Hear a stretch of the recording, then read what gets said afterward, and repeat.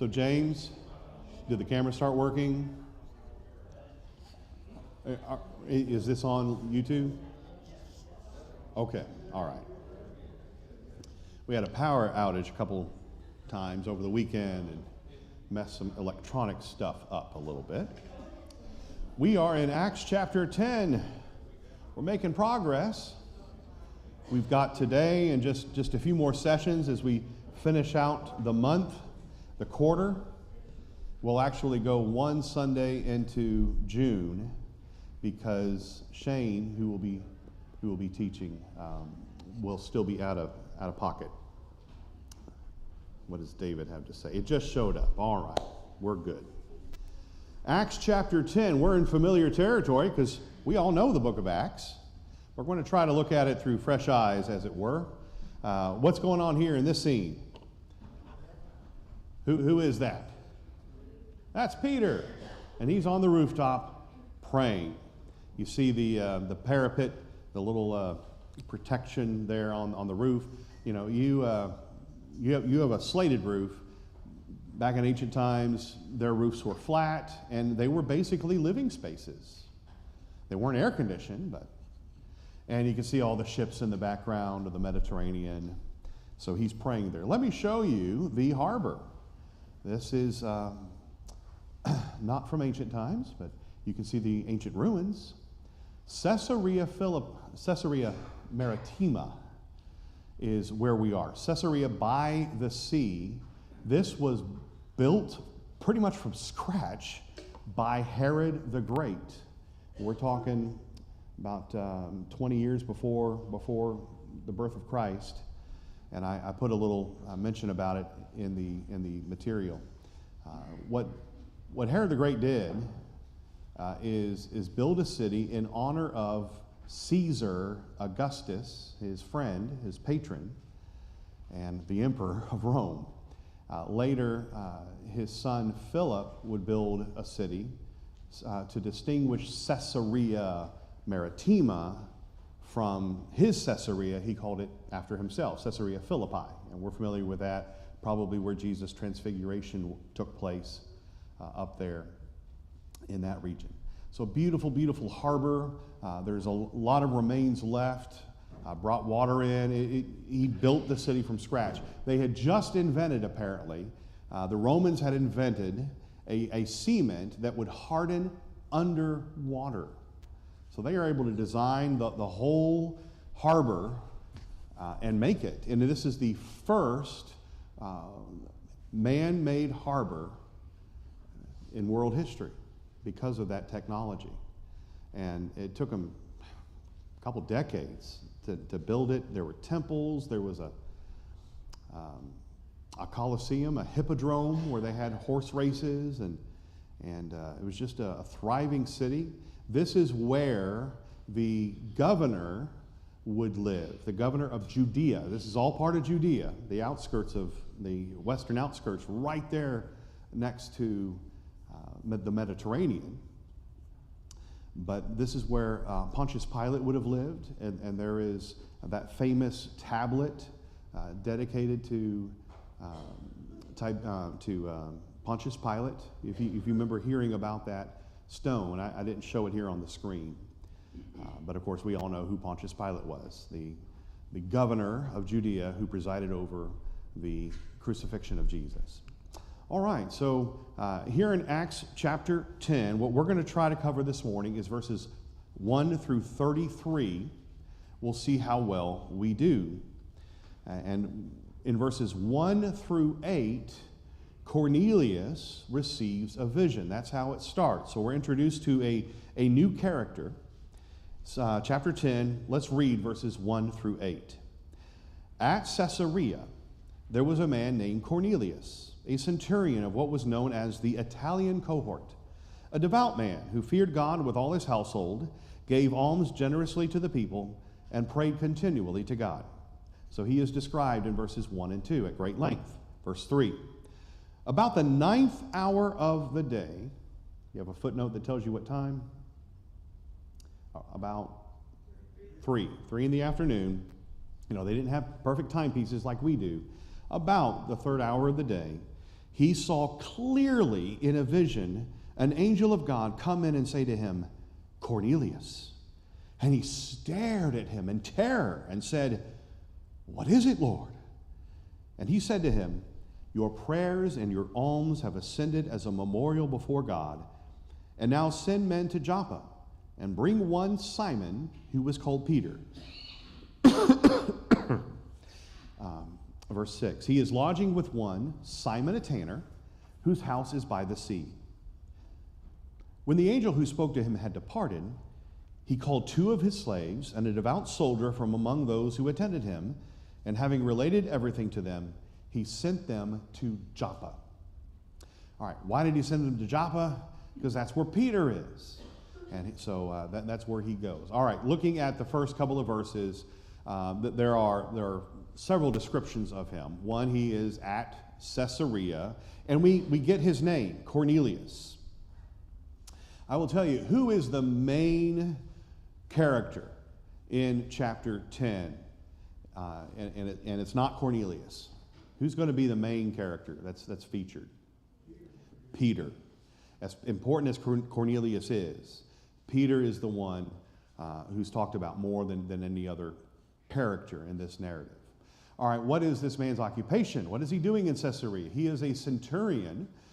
I guess he's an Italian, but he is part of the auxiliary troops that would have supported the Roman troops throughout the province, the Roman province of Judea. And since this is where the governor lives, there's quite a few troops there. He's one of these. And then we're told this, he is a devout man who feared God. Now, reading between the lines here, is this man a Judean? He lives in Judea, in Caesarea. He's a Gentile. He's a Gentile. And there were Gentiles who embraced the teachings of the Old Covenant, the Mosaic Law, the Torah, but they didn't become proselytes. That they saw the value and the intelligence behind the commandments of the Lord, and they adhered to them. What else is said about him? Alms. He gave alms and prayed. Do you think this is important? It shows us his character, and it's brought up by the angel. Remember that in verse 4. Your prayers and your alms have been heard. So that's why he received this vision in the first place. What does that tell us about prayers and alms? Yes, sir. It's also worth noting that it says he feared God with all his household. Yes. He was not secretive about this. He shared it with his family and those in his house and convinced them this was the way to be. Right. In fact, when Peter comes, he was only told about Cornelius. I'm getting ahead of myself, but I think we're familiar with the story. He goes, meets Cornelius, goes inside the house, and he sees all these people ready to hear the gospel. Rather much amazed him, startled him, it seems. But he preached away. Now, he didn't just give alms, and he didn't just pray. What does the text say here? He gave alms generously. He prayed continually. Those adverbs really help fill in his character, letting us know the type of person that we're dealing with. And so, of all the people, of all the Gentiles that could have heard the gospel, God chose this man. Because what we're going to see is this is a conversion that is providentially brought about. Reminds me of the Ethiopian eunuch and Philip. Did that just happen? Was Philip just in the deserted area there on the Gaza Road and just happened to run into the Ethiopian eunuch reading Isaiah? Or was that directed? The Holy Spirit directed Philip to that. And this also reminds me of the Ethiopian eunuch because we had a long description of him as well in the opening verses. I want to share this connection. I'm sure there are others, but I have not seen them. But Dorcas, we are told in chapter 9, Tabitha, chapter 9, verse 36, we are told that she was full of good works and acts of charity. Acts of charity and alms, giving alms, is the same word, just translated a little differently. Now, her acts of charity were in the form of clothing. Apparently, Cornelius, his acts of charity were money, giving of alms, giving money generously. So there's a connection between Cornelius and the story just before it. Dorcas in verses 36 through the end of the chapter, verse 43 in chapter 9. And you see verse 43, if you're there in chapter 9, verse 43 says that Peter stayed in Joppa for many days with one Simon, a tanner. And we've already seen Simon, a tanner, mentioned in chapter 10, verse 6.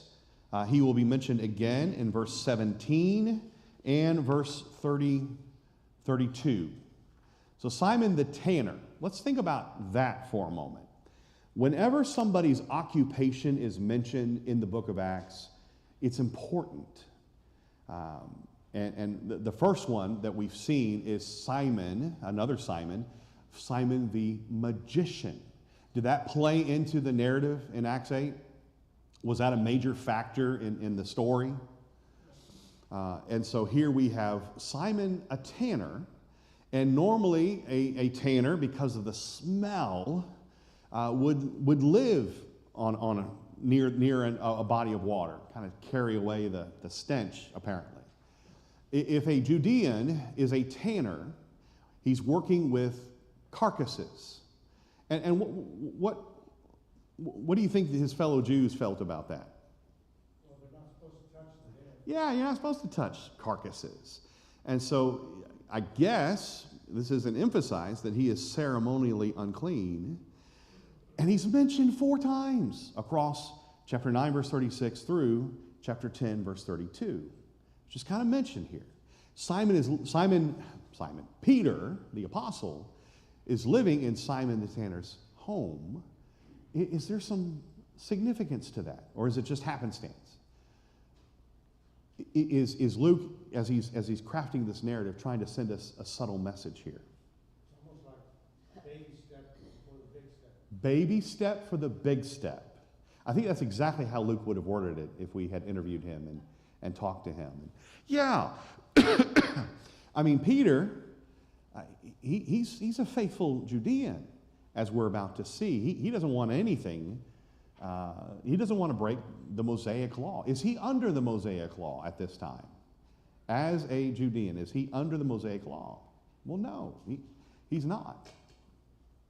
All right, so verses 3 through 5, you see the angel say, your prayers and your alms, they are important. I have not come up with a topic for our Wednesday night application. You know, I'm trying to vary it up. I don't want to just do the same lesson. So, Larry, be thinking about a topic we could do for not this Wednesday, but the next Wednesday, based on our study here.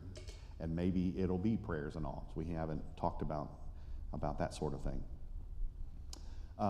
So he's at Simon the tanner, whose house is by the sea, the Mediterranean Sea. Right now, where is Peter? Where is he located? Joppa. Have we ever seen Joppa mentioned in the Bible previously?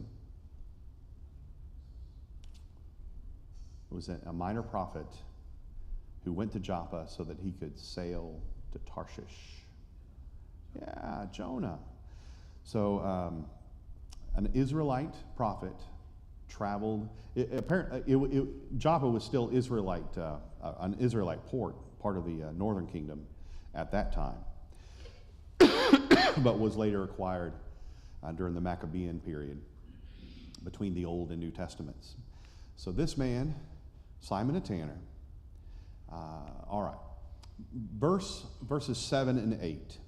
When the angel who spoke to him had departed, he called 2 slaves. He called 2 slaves and a devout soldier. So how many people travel from Caesarea down to Joppa? At least three. And so they go down, and they have to go to Joppa. Now, here's what we've been seeing. Peter has been led to Joppa, and I think it's so that he could then be within the vicinity of Caesarea. Now, he didn't know that, and we're not told that specifically, but you remember he had gone to Samaria at one point in Acts 8 and had preached. Oh, Mark, push the wrong button. There we go. So there's Samaria, and he's based in Jerusalem. Then he goes about 20 miles to Lydda, and he heals a man and raises. Wait a minute, Lydda. What did he do in Lydda? I'm still getting over my sickness, so this is brain freeze maybe. My wife says I still have that. He gets to Joppa. Okay, Aeneas was Lydda. Then, while he's in Lydda, 12 miles away, thereabouts, people come from Joppa to Lydda. And then now the apostle goes from Lydda to Joppa. And he stays many days. Acts 9, verse 43. And he's just there. And I think it's because he is being providentially guided so that he can then go to Caesarea. So these three fellas, come down from Caesarea about 30 miles. This is going to take you more than one day. It's more than just one day's journey. Maybe they hurried and got there. But when they go back, it's apparent that it's going to take them a couple of days. Because Cornelius is then later going to say in verse 30, 4 days ago. So all this happened quickly.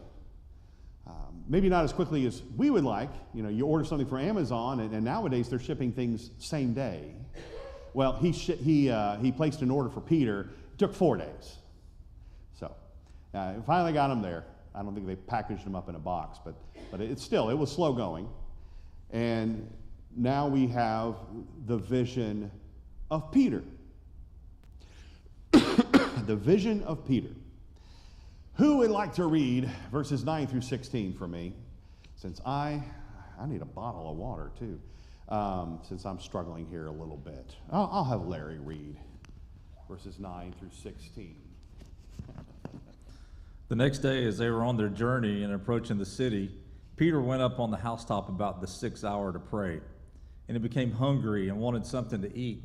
But while they were preparing it, he fell into a trance and saw the heavens open and something like a great sheet descended, being let down by its four corners upon the earth. In it were all kinds of animals and reptiles and birds of the air. And there came a voice to him, "Rise, Peter, kill and eat." But Peter said, "By no means, Lord, for I have never eaten anything that is common or unclean." And the voice came to him again a second time, "What God has made clean, do not call common." This happened 3 times, and the thing was taken up at once to heaven. Sorry for the visual here, folks. Like an umbilical cord here, so we're connected. Thank you. I'm much better. Oh, much better. Aren't I much better, honey? I'm not 100% yet, obviously. So, who's going to preach for me this morning? Jeff? Okay. All right, good. He's in Joppa. He's being asked to go to Caesarea, but he doesn't know it yet. Look at verse 9. The next day, we've got this date moniker. So the previous day was day 1. This is day 2. Drop down to verse 23. You see again the next day. And then verse 24, the following day.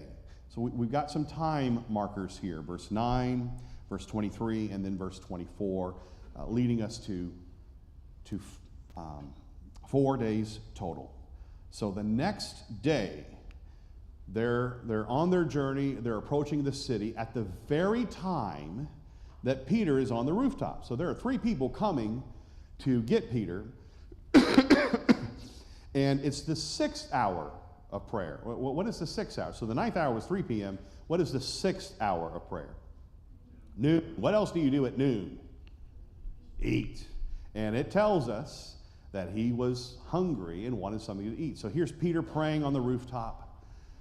Nice, beautiful afternoon. and his stomach starts growling. He's hungry. Is that a little humorous? Are we allowed to see humor here? This is at least, this is the first of at least 2 incidents. Maybe there's some others you could find humor in. But in chapter 12, we're also going to see humor associated with Peter. Maybe they're poking fun at him a little bit. I don't know. But later, Peter is going to be in prison. An angel is going to deliver him from prison, and he thinks it's just a vision. He's just sitting there. His chains fall off, his hands and his legs, and he just sits there. And the angel strikes him, like slaps him, says, "Get up!" So I think there's some humor in this scene here. He's hungry. When, what happens? A vision just comes out of the sky, descends from the heavens. Who's in the heavens? Jesus is. Jesus ascended to heaven, and is he just twiddling his thumbs? Is the Lord just looking on, saying, okay, let's see what happens? He is actively involved in the book of Acts. His ministry is continuing. He is still leading and directing. So on this sheet were all kinds of animals and reptiles and birds of the air. And what is he told to do? Eat. And Peter is thoroughly disgusted. Now, I like to call this 3 pigs in a blanket. So you got the vision happening 3 times, and there's some bacon, and he can smell the bacon. No, I don't think anything was cooked. It's the animals, but it's a voice, and then a voice again, the voice. We're not told that this is the Lord. Anybody have a red letter edition that has the words of Jesus in red? Yeah, so some other people think this is Jesus. That's who I think it is. It's not identified as an angel. And how does Peter address the voice? Rise, Peter, kill and eat. And he says, by no means, Lord. By no means, Lord. Well, he's told 2 messages. Rise, Peter, kill and eat. Oh, no, these Jewish lips have never tasted, never had anything unclean touch them. And then it says this. Jesus says this. What God has made clean, do not call common. We're going to see that word clean again when Peter is with Cornelius. So this happened 3 times. 3 times. It has been suggested that we are seeing a connection with the Old Testament and the story of Peter connected with the story of Jonah. I don't know if this is true, if this is what Luke is intending for us to see, but the whole book, the little 4-chapter book of Jonah is humorous in and of itself. The way the prophet reacts is just over the top. Jonah happens to be the name of Peter's father. In Matthew, not in Luke, but in Matthew it says Simon, son of Jonah. And so we know his name is Jonah. Where was Peter located? Joppa. Where did Jonah go? He went to Joppa. What did the Lord tell Jonah to do? He told him to rise and go. And so Peter is being told to rise, kill, and eat. And what was Jonah supposed to do? He was supposed to rise and go and preach to Israelites of the northern kingdom? To Nineveh, the Assyrians, who are, of course, non-Jews. They're Gentiles. And what is Peter doing? He is being commissioned to go preach to Gentiles. Jonah was in the belly of the fish for 3 days. How many times did this sign take place? 3 times. The voice each time was, they did that little volley. Rise, Peter, kill and eat. No. What God has cleansed, let no one call common. Apparently, it repeats 3 times total. Is there a connection between Peter and Jonah? I don't know. I don't know if Luke intended that. It's kind of interesting. If he did, it's kind of humorous. I don't know what the point would be, but I thought I'd just mention that. I ran across that in an article. Mark? That interested me. Yes, sir. Still using, I found it interesting to experienced the angel and was in terror, Yes, but he still called out, Lord. Lord. And Peter was perplexed, and he called out, Lord. And of course, Lord is the general term for respect. They still, in modern Greek, still refer to men as Kyrie, as Lord. It's just a respectful term, sir. However, that's not how Peter's using it. In Acts 9, when Paul saw Jesus, what did he say? Who are you, Lord? Was he saying, oh, who are you, Jesus Christ? Well, no, he was overwhelmed by the light, by the vision. And so this is a term of respect that Cornelius is offered. I don't think he's saying, you're God, or I don't know. All right, so I wanted to throw that out there, let that percolate for you. Maybe somebody will come up with some ideas. Why? Why is there a possible? I'm not suggesting this is what Luke intended.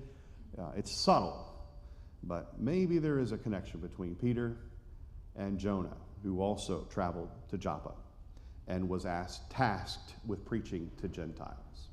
All right, let's move on now to Peter and the messengers meeting. I didn't finish, did I? Yeah, I didn't finish. Oh, Mark. Here I am going on and on about Jonah this and Jonah that, and I don't finish the text. 13 through 16. Yeah, so 17. Okay, yeah. Verses 17 through 23. So now the vision has ended, and while Peter was inwardly perplexed about the vision, I mean, all these reptiles and unclean animals on this sheet, and he's hungry. Then he's told, men sent by Cornelius have made inquiry for Simon's house, and they stand at the gate, and they're calling out. Well, they're wanting to find out, is there a man named Simon, Peter, here? While Peter was pondering the vision. So he's inwardly perplexed by the vision. He's pondering the vision. He's sitting there on the rooftop going, what in the world? Then the Spirit speaks to him. Who's the Spirit? We've got angels, we've got Jesus, and now we've got the Spirit. Have we seen the Spirit speaking to someone in the book of Acts? Who was an angel directed Philip initially in Acts 8, but then who spoke to him and said, join the chariot right now.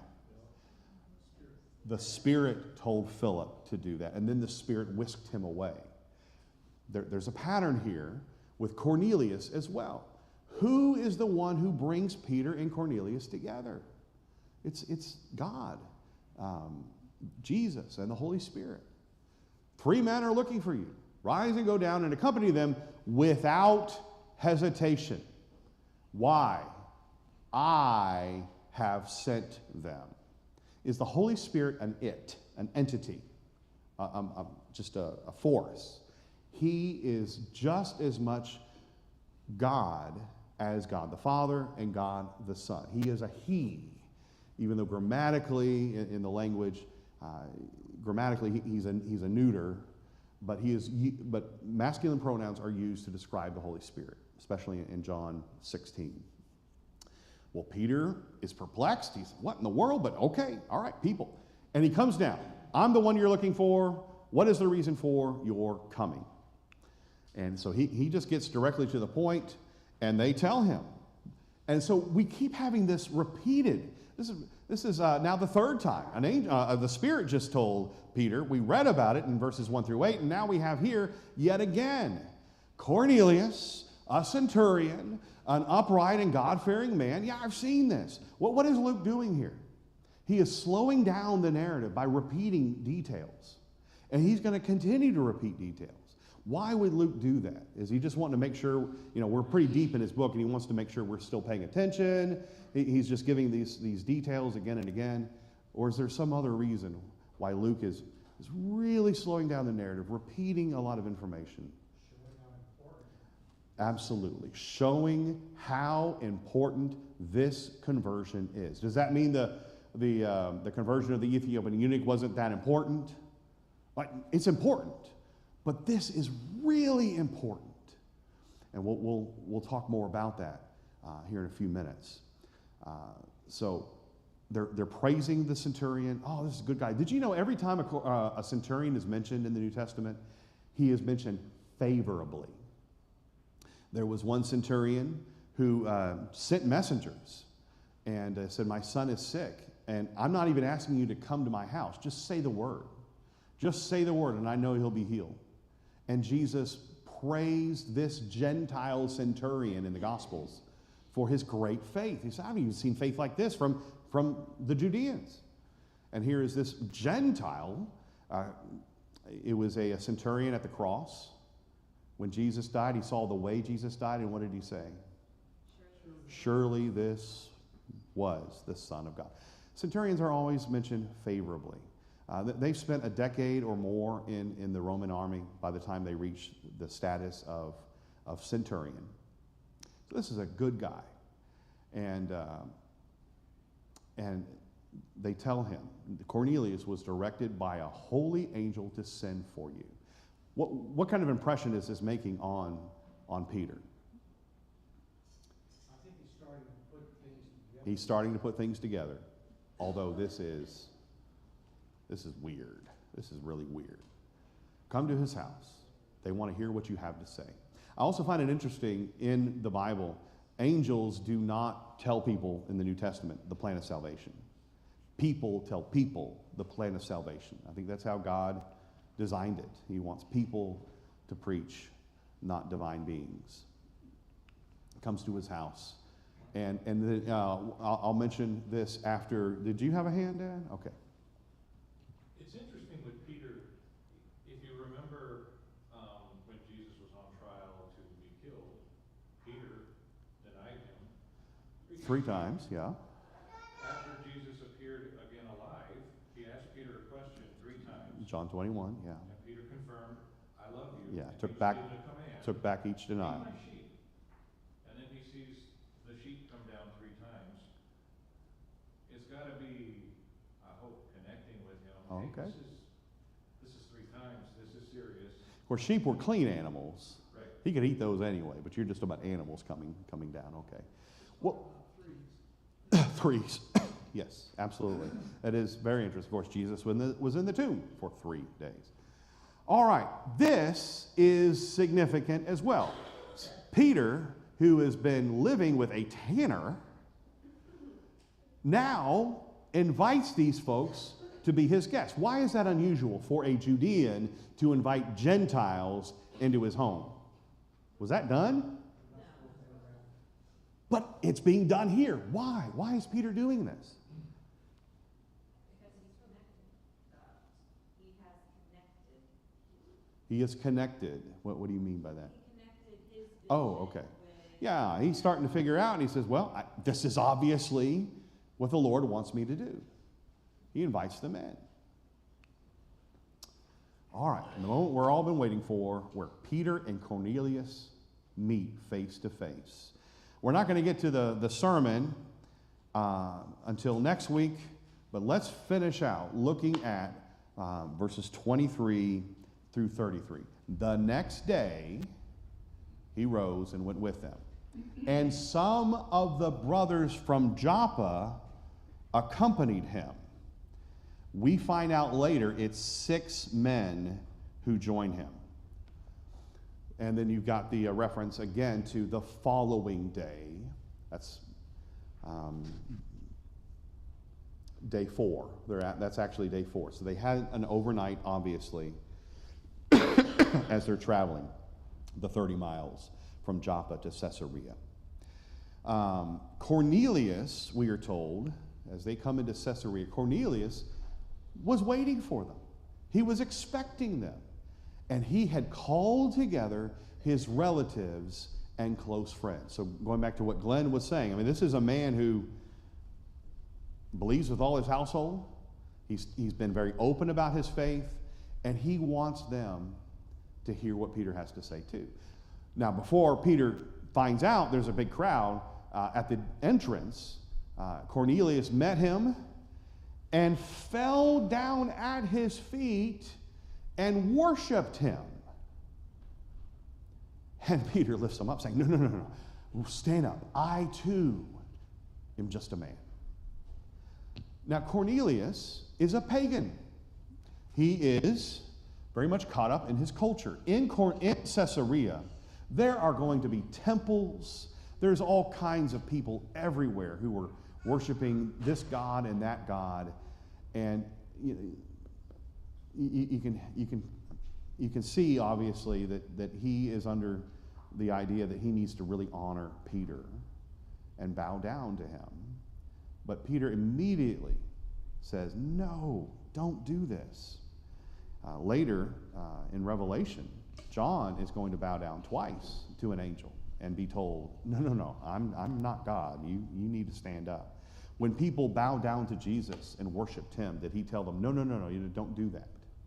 No, he accepted worship. Peter is not. Mark, Yes.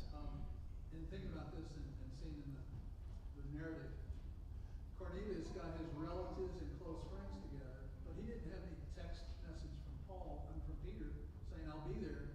So it could have been several days or a day or two, and all the relatives were gathered together.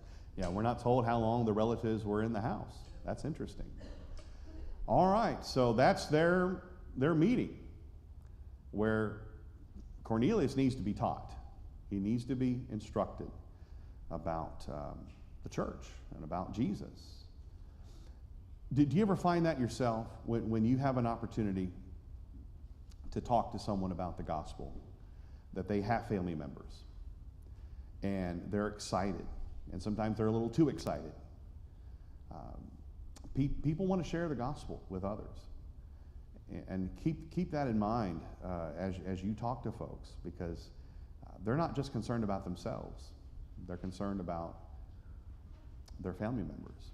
When I went to study with Eve, one of her daughters, I think it was Danielle, and her husband, David. Did I get it wrong? Oh, I was right. She also made chocolate chip cookies. They were really good. And David was there. And so they all went to my house, and because the baptistry wasn't working. And so Eve was baptized. And David had heard everything. He had heard it all. He's a smart guy. And I turned to him and said, you ready? And he said, yes. So David obeyed the gospel. They're concerned not just about themselves. People who don't know Jesus yet, don't know the plan of salvation, that they want their whole families. Well, finally, we see that Peter is putting two and two together, and I love this. He talked with him. He went in the house and found many persons gathered. Here is a Judean, an apostle of Jesus, who has never eaten bacon, never eaten anything, wild birds, and he's finally putting two and two together. You yourselves know how unlawful it is for a Jew to associate with or visit anyone of another nation. So if you're not a Jew, you're a Gentile. That word just simply means nations. You're not of the Judean people, therefore you are everybody else, Gentiles. But then he says this, but God has shown me that I should not call any person common or unclean. Where have we seen those words? What we actually saw was clean, which is just the opposite of unclean. Common and unclean, clean. Where did we see those words? Verse 14. Don't call these animals common or unclean. By the way, in Mark 7, verse 16, I believe it is, we have a little parenthetical statement that Jesus declared all foods to be clean. So that was being anticipated. Why were the Judean people, why were the Israelites forbidden from eating anything and everything? What was at the heart of those instructions in Leviticus 11? Their association with paganism.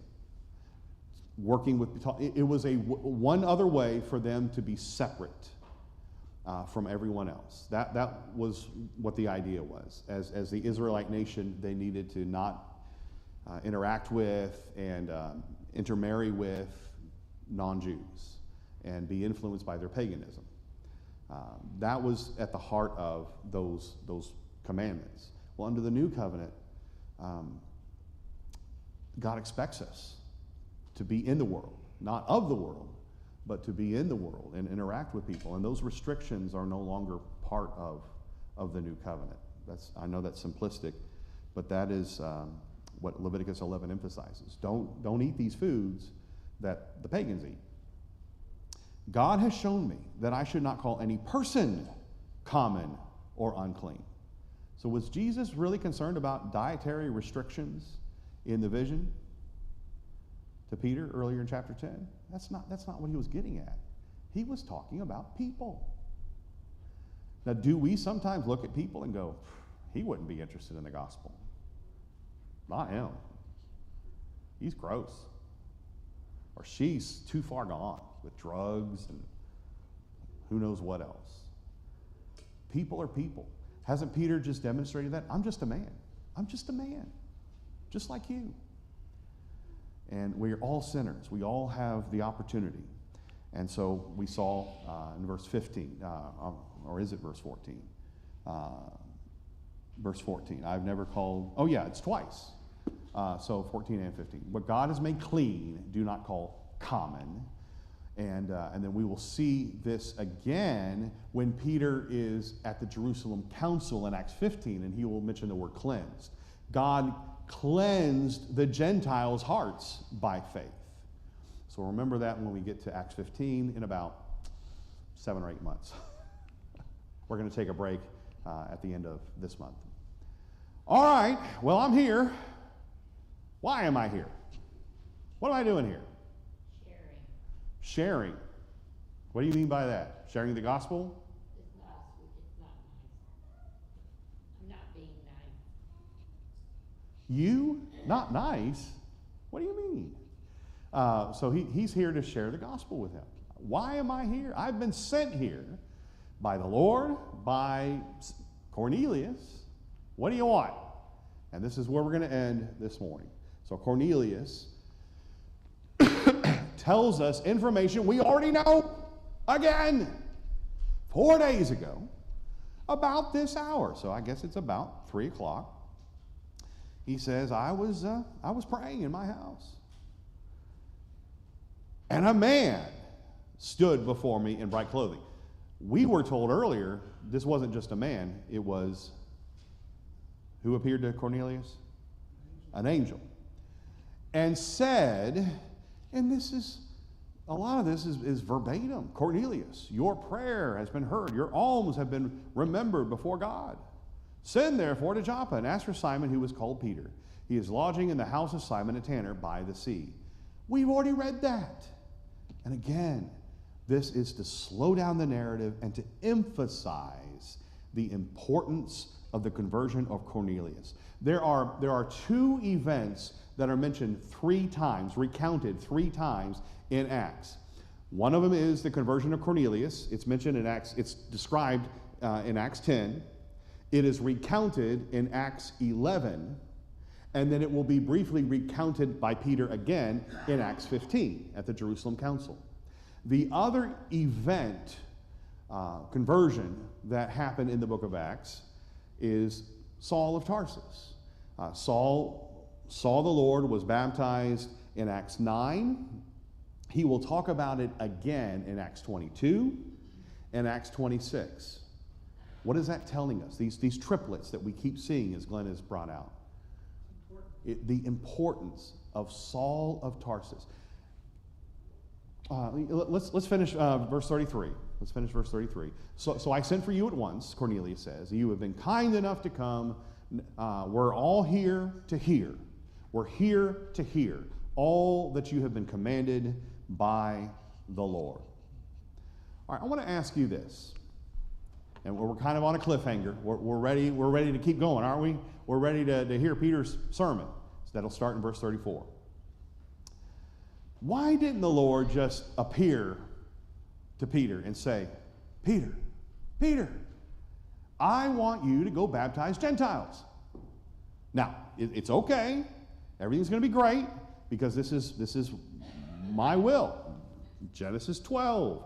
Abraham will be the Through your seed, all nations of the earth will be blessed. And Amos 9, the tent of David will be raised up, and all nations will come to it. All nations will flow to Jerusalem. Isaiah 2, and the Lord could have gone on and about that. But that's not at all how God did this. He's leading Peter along slowly but surely. Why? And besides that, who is referred to in the New Testament as the apostle to the Gentiles? It's not Peter. Paul is the apostle to the Gentiles. So why didn't the Lord send Paul to Cornelius? Why does he send Peter? I'll tell you why. There's an old Vulcan proverb. Only Nixon could go to China. Star Trek 4, I think it was. What's going on here? No, that was Star Trek 6. Yeah. Only Nixon could go to China. Only Peter could go to the Gentiles. From Peter's perspective, this is like an entire complete change. He's going in one direction, and all of a sudden, sometimes you have to tell people things in bits and pieces so that they don't get overwhelmed. And I think this was purposely set that way in little steps to inaugurate a major event. Okay. Does the Lord do that for us today? Does he lead us along and let us slowly but surely, he brings people into our lives. He helps us through his providence. Y'all can come on in. We're done. And he helps people to find the truth who are looking for the truth. And he helps people to better understand his will. Does that happen? All right, I'll give my father the last word and then we'll quit. I was just going to say about that, that's a big debate. Some people say, no, he created the earth, he set it in motion, and he sits back and laughs. Well, obviously that's not the truth. God does have any of that. Yeah. We're told the providence of God is real. Well, we will look at what is commonly called the Gentile Pentecost because of the many connections between Cornelius' conversion and the events of Acts 2. Acts 2 and Acts 10, we're going to show how they parallel each other next week. Thank you so much for your participation.